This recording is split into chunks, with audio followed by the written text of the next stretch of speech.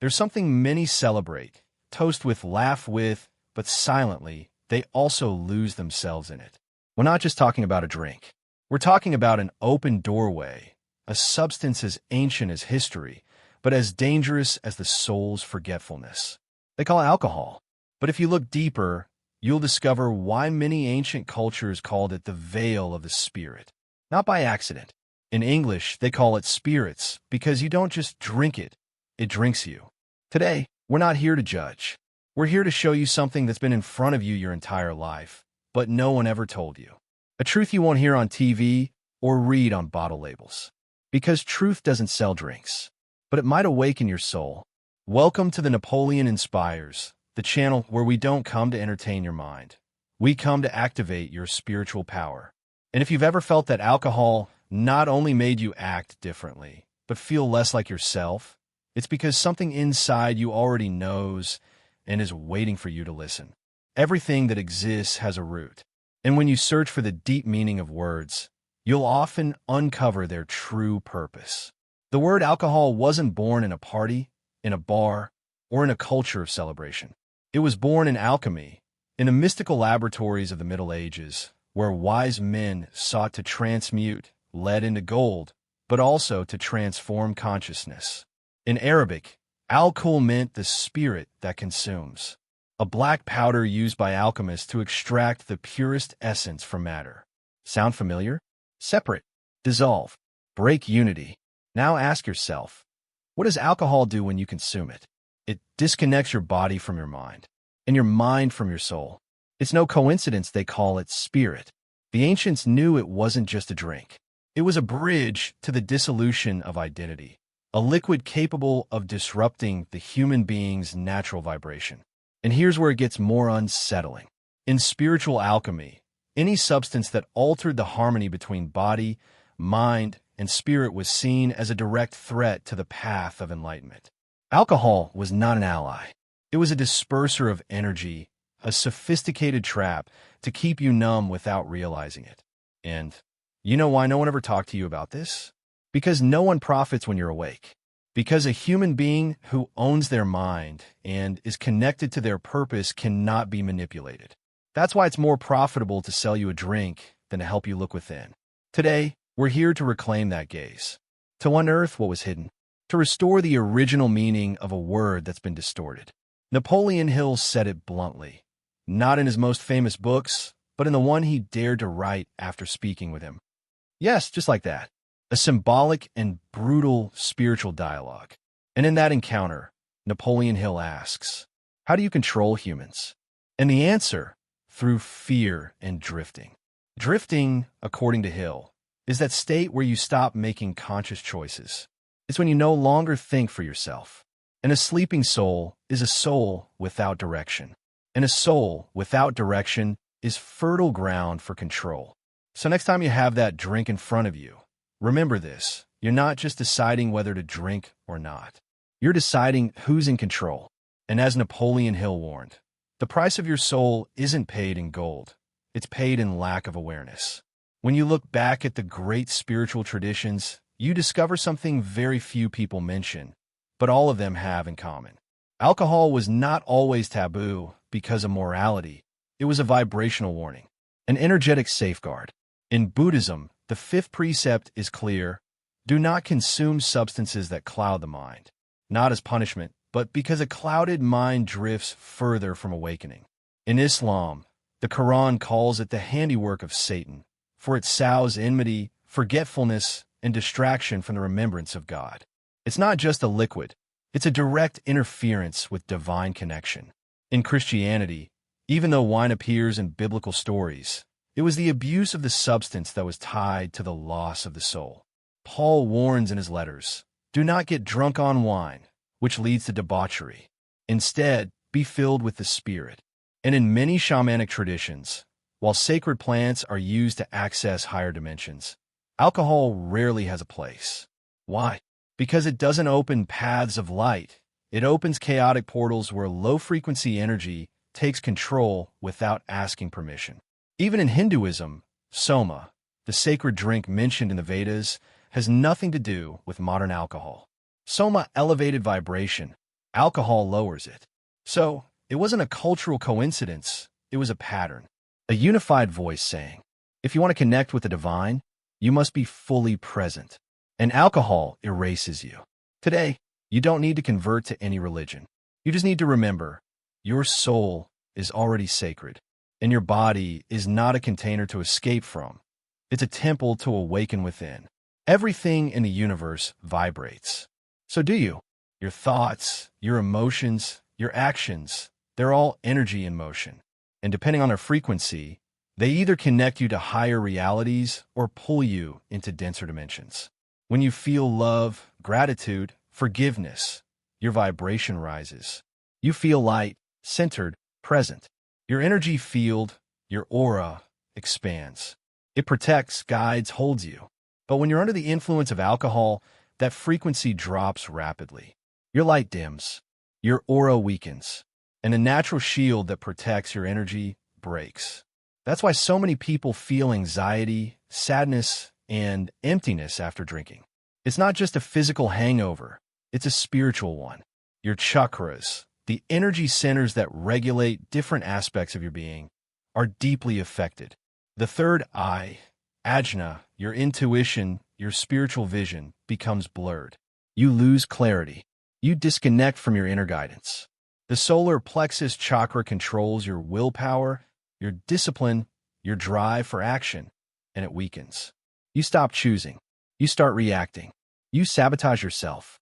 The throat chakra, vishuddha, your truth, your conscious communication, gets distorted. That's why under alcohol's influence, people say things that hurt, words with no filter or soul, words that create wounds and karmas that didn't exist before. And here's the most dangerous part. Every time you repeat the habit, the fragmentation deepens, not just physically, but energetically. It's as if every drink leaves behind an invisible crack, where your vital energy leaks out. And the saddest part? You learn to normalize it, to say it's just part of life, that it's social, that it's normal. But tell me this, since when is numbing your soul normal? Since when is being disconnected from your intuition, your clarity, your will, something to celebrate? You know it. You feel it. Somewhere deep within you, there's a silent voice screaming. This isn't freedom. It's disconnection. You're not here by accident. You're here because that voice inside you no longer wants to be ignored. You're here because your soul wants to reclaim what once used to shine. Because you can still restore your energy field, your strength, your light, and start vibrating again at the frequency of your purpose. There's something most people don't say out loud. It's uncomfortable. It's scary. It faces what the mind cannot control. But ignoring it doesn't make it disappear. Many ancient cultures spoke of low-frequency entities, energies without a physical body, that feed off emotional chaos, anger, guilt, fear, confusion. And to act, they need an open door, an energetic crack, a moment when you're not fully there. When alcohol lowers your frequency, it tears through your natural shield, and something can step in. Have you ever seen someone under the influence of alcohol act like a completely different person? As if something else had taken control? They say things they would never say. They do things they can't explain. And when they wake up, they don't remember, or they feel empty, as if something took a piece of them. It's not just psychological, it's energetic. In many shamanic traditions, it's believed that certain entities can attach themselves to the weakened aura of an intoxicated person and remain there, feeding off their energy, off their dense emotions, off their disconnection.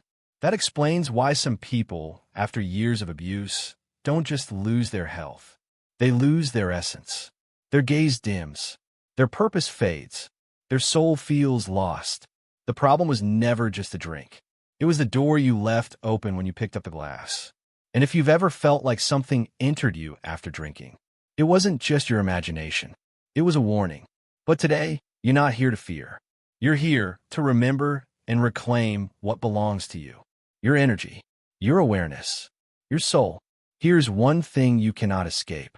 Every action leaves a trace. Every word, a frequency.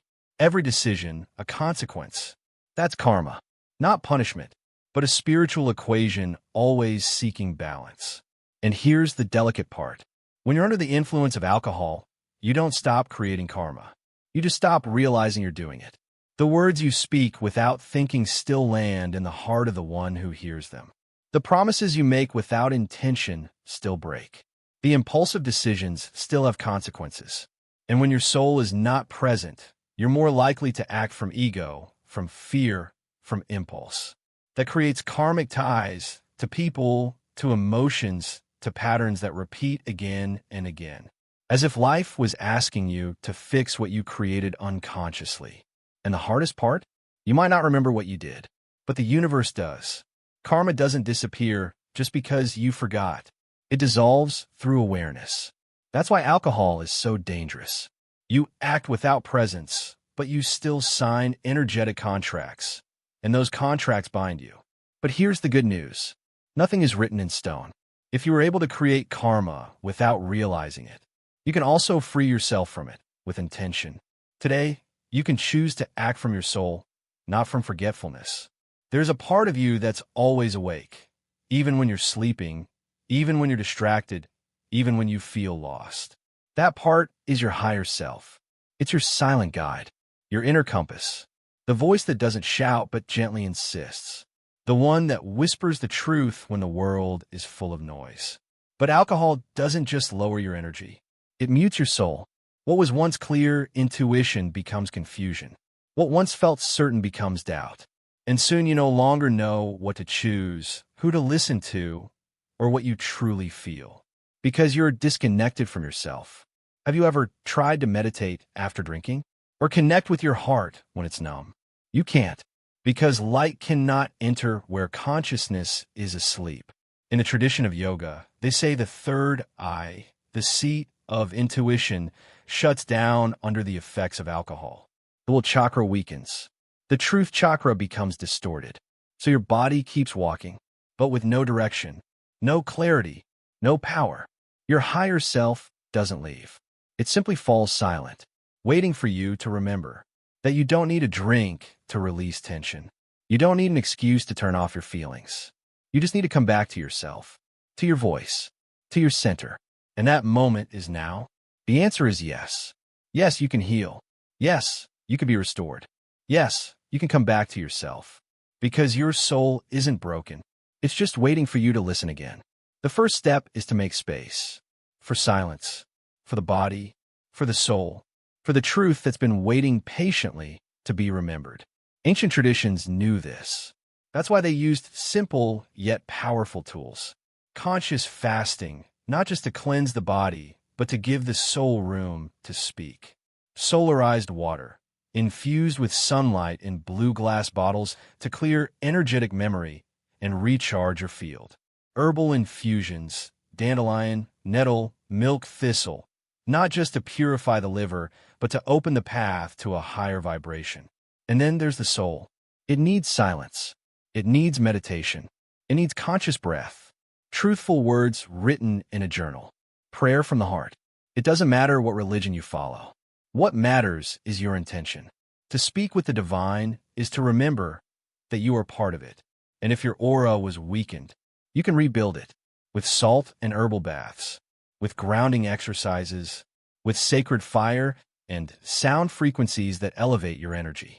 Each of these practices is a way to tell your soul, I see you. I hear you. I'm coming back for you. This process isn't quick, but it's real. And most importantly, it's in your hands. You don't have to stay broken. You don't have to stay disconnected. Today, you can begin your return. Return to your power. Return to your essence. The darkness doesn't fear those who stop drinking. It fears those who start thinking.